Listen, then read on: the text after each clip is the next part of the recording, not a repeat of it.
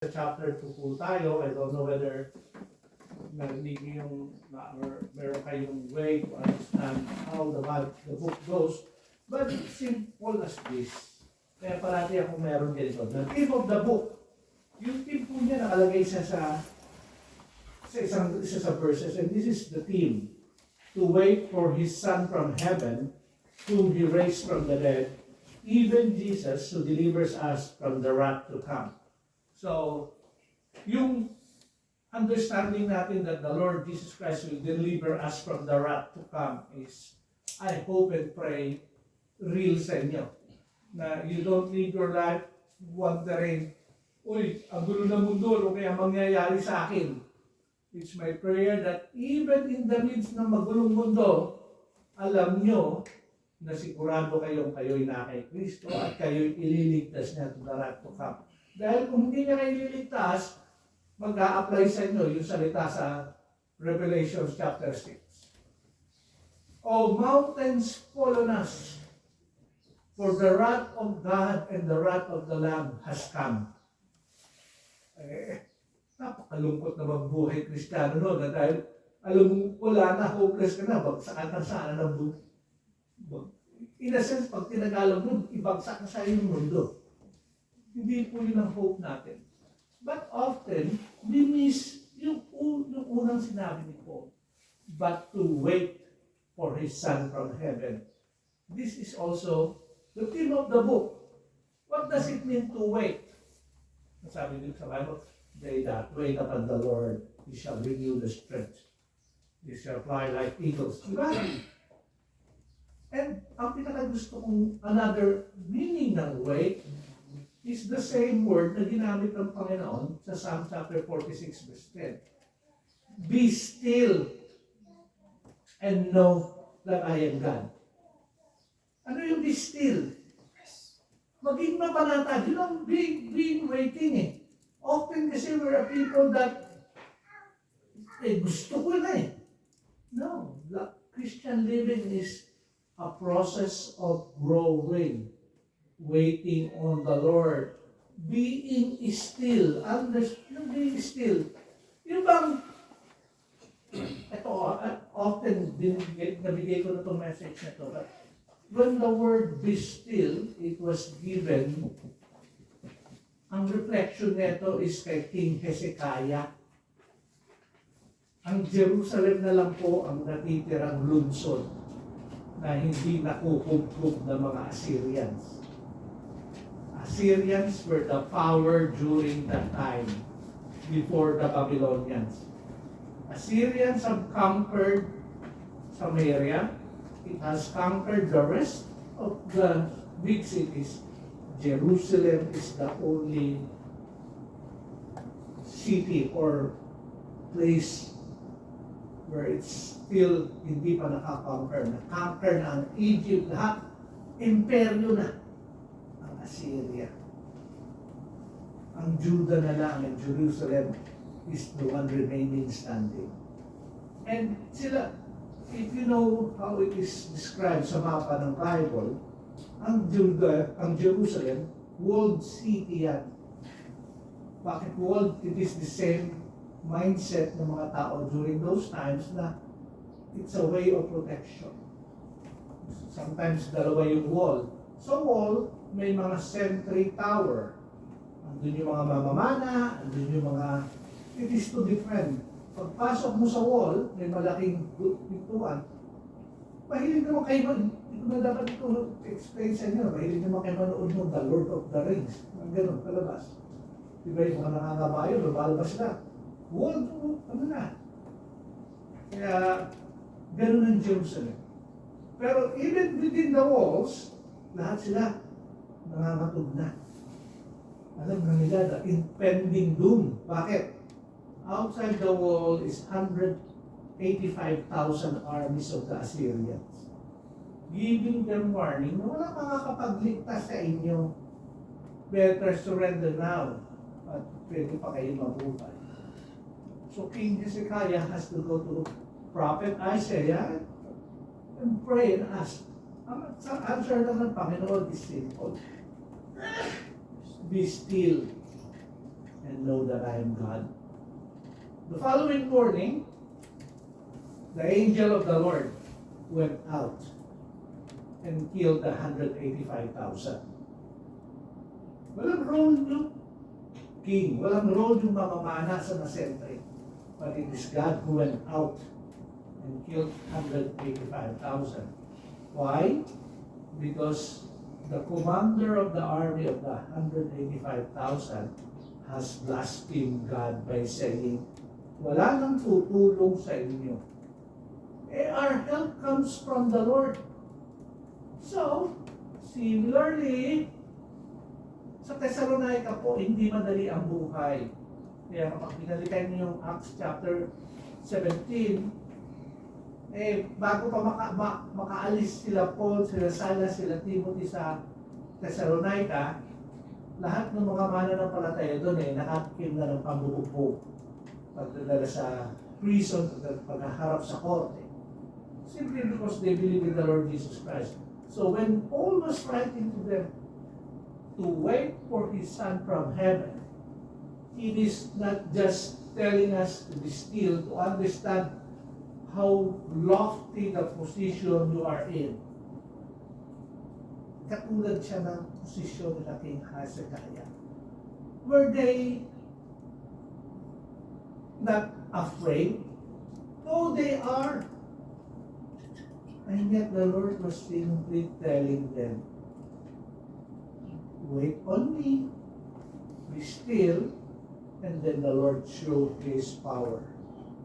Just imagine how, when I read it, nangingilabot ako kasi when the angel of the Lord came out, 185,000, a powerful army, the army that has conquered the world, one night, ubus sila. Hindi natapos yun doon. Because God, who cannot be mocked, yung mismong anak ng king ng Assyria, si King Sennacherib, he was murdered by his own sons. Nasa biblical account po yun. Pero eventually, Judah will be conquered, not by the Assyrians, but by the Babylonians. Why? Because the Word of God says so. Hopefully, when you read the theme of the book, it's not simply, there is no more wrath, but we need to wait. 2 W's, easy to remember. Wait on the Lord. Freedom from wrath as you are waiting. So yung position mo, yes, marami pagsubok, pero alam mo naman yung pinaka-ultimate na pagsubok, you're free from it. But while here, you wait means be faithful, be dependent, be reliant unto the Lord, while you know there is no more wrath coming. Yung tribulation is part of life. Kasi sinabi din ng Panginoon yun. Pero ano bang promise ng Panginoon? In this world you will have many tribulations, but have no fear. Why? For I have overcome the world. Who is an overcomer? He who is in Christ Jesus. We have overcome this world. So, introduction po yun. Wala pa po tayo sa ating pag-aaralan. Pero, praise the Lord, kasi yung pag-aaral natin, isang verse lang. I was hoping to study 4 verses, pero when I was studying it, pag isang verse lang talaga this Sunday. So, isang verse lang tayo. But, chapter 2, verses 1 to 12, talks about caring for the church. Not last Sunday's message, but the previous Sunday, we talk about for the church. To care for the church, you need what? Faithful stewards. Faithful stewards who have the right mind, motive, mission, and method. And all of those, they have learned from the Lord, passed on to the apostles, which Paul showed to them. Yun yung una, verses 1 to 6. Tapos yung verses 7 to 12 talks about faithful to nurture. It's not only tama yung methodology gagawin natin. Alam na natin yung mission natin. Tama yung mind mo. Okay naman lahat. Pero dapat yung heart mo yung faithful to nurture na palago. Ano ba yung pag-nurture? Alam ko, ito yung example ko. Yung mga green thumb, magagaling magpalago. Yan. Yung bang halaman na nag-brown na, napapa-green pa nila. Diba? May mga ganun talaga ba? Anong magpalago eh. So, ganun din yung buhay Kristiyano. Dapat tayo, actually, pagka yun ang pinag-message, ang parating patungkol dyan, yung manggagawa ng Panginoon, siya lang dapat. Hindi po. When Paul was writing this, he is talking to the general church. Everybody has to be faithful to nurture. To be faithful to nurture, last Sunday po natin message to, is for you to realize that nurturing comes with labor and toil. Hindi. Saan ka nakakita ng mag-nurture, nakaganon ka lang? Hindi. Yung mga nagtatanim. Bago ka magtanim ng palay, Pilipino, ano bang dapat mong gawin? Diba? You till the land. Before you till the land, you irrigate the land. Once you have irrigated the land, araruhin mo. Pag araro mo, o tanim na, hindi. Bakit? Maraming pang mga damo-damo. Meron hinahatak yung kalabaw na parang suyod. Susuyurin mo yan hanggang sa maging talagang conducive para magtanim ng ano. Yung palay, hindi mo ibubuhos ang ganon. Diba? Ilalagay mo sa isang plot, doon nakalagay yan, nakatanim. Once it reach a certain level, isa-isahin yan. Itatanim ng isa-isa yan. Kaya na yung pagtatanim ng palay, they call it back-breaking. Wait, nagtatanim lang, back-breaking. Magtanim ka ng buong araw na nakayuko, na yung paa mo nakababad sa putikan, ay sabihin mo, buti pa, nag-nurse na lang ako. Okay, ayaw mo mag-aral eh. But that's how life is, nurturing. Bakit yung nag-nurse ba? Madali? There is also what? Labor and toil. Si Brother Gani, ayun, tech yan. Pero part of his labor and toil is pupunta siya sa may kisang eh. Delikado siyang aakyat sa hagdanan. Diba? Ako nga mo nakaupo lang at nag-uutos ko siya nagmamaneho. Dito sa kaliwa, dito sa kanan, tumigil ka.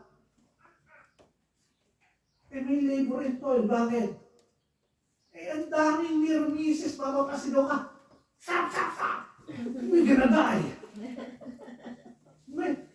Yung labor mo is not merely physical, but it's mental. Everybody. Nurturing din yun kasi kailangan mong maturuan yun. Matuto sila magmaneho. Everything. There is nothing easy. Nurturing. Pagpapalaki ba ng bata, madali? Tanongin mo si Rhea. Buti ko, graduate na siya. Di ba? Ang cute mo ni Ben. Kukunsin na kita alikot mo eh. That's how it is.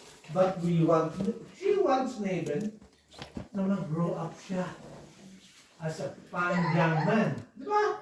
And dati, both the father and the wife has to nurture. It comes labor and toil. This is applicable sa lahat ng aspect of life.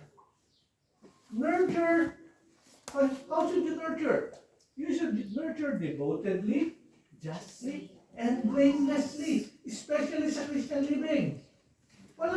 Sa negosyo, para mapalago mo, wala kang pandaraya. Ay nako, ayokong bumili doon sa tinderong yun. Kulang sa kilo. Full of blame. You should be devoted on the task at hand. And you do it justly or rightly. Another term is doing it right. Okay? Nurturing and its purpose. May purpose yan. Hindi lang siya ikaw nag-nurture. Sige lang. Hindi. It has a purpose. The purpose is what? For growth. For people to grow. Kaya ito yung last portion ng 1 Thessalonians. chapter 2, verse 12, that you would walk worthy of God who calls you into His own kingdom and glory. Itong part na to is given na. Even here na and now, you are already into His own kingdom and glory. But at the present, this is what you should do, that you would walk worthy. Kasi He has already called you into His glory the moment you put your trust in the Lord. So ito na lang yung role natin. And to walk worthy is to grow in the Lord. Okay? So today,